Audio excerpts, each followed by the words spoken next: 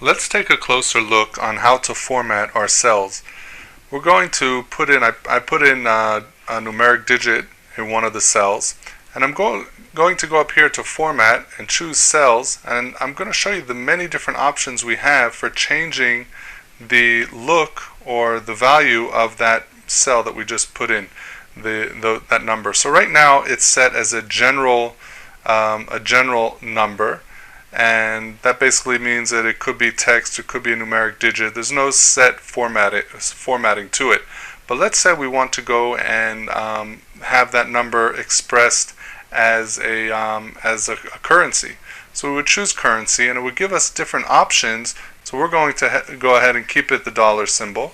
And we also have ways to express how many digits we should show, or if we should show commas, or if we should show it in brackets, as let's say this column is going to be expressing losses in a financial sheet, so we would want it maybe expressed in red and in brackets. So basically we can format this number. Let's say we pick it as just a general dollar amount, and we hit OK. We see that now our amount is expressed in dollars, and we also have the two digits at the end for the decimal, for the cents. So let's go ahead and show another look on how to format the cell. We'll go click on format and then click on cell, and let's say we want this to be expressed as a percentage.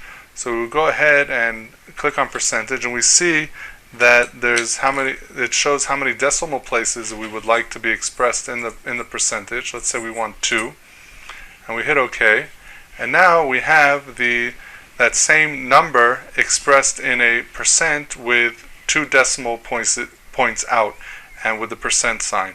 So all of these are different ways that we can express how to change the look of our cells by what kind of value we want. Now, if we want it to be custom, we see under custom we have different types of values, and we have under special different types of values.